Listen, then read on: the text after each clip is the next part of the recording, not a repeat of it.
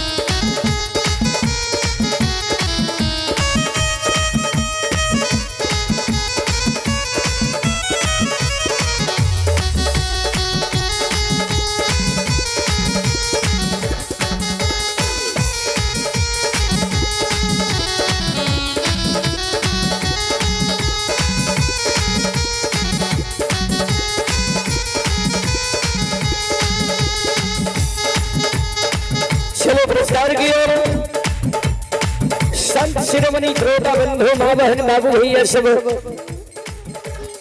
आप हैं राजेश कुमार यादव पिता घोरन प्रसाद यादव ग्राम नया नगर। ये राजेश कुमार यादव पेशर घोरन यादव ग्राम नया नगर श्रद्धालु की ओर से सभा की स्टार्ट बड़े उदार दिल से शानदार 51 रुपए की पुरस्कार आए हैं।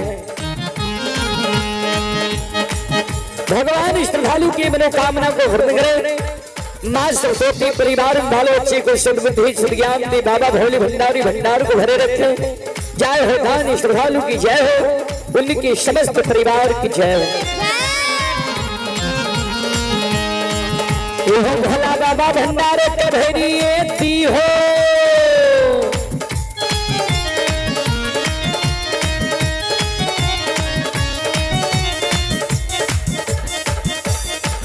भोला बाबा भंडार के भैरिए दी हो।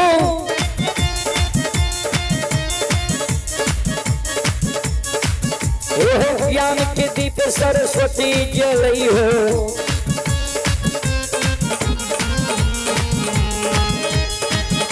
ये तन से नहीं भूलता मन से नहीं झरता सिर में सबैया शिवक कहती हो। शिवक के मन के मनोरथ पूरी हो। बिगड़ल काम कभी मल बनई हो।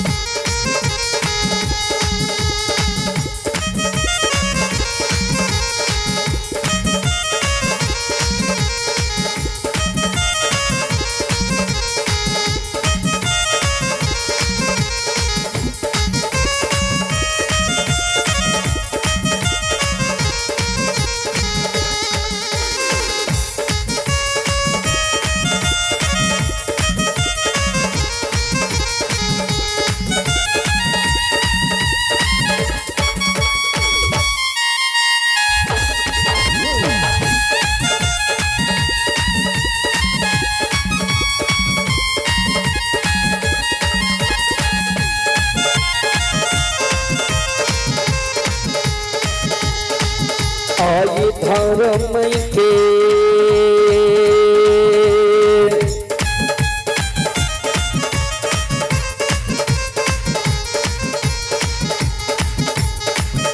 होय बाबा धर्म के लीला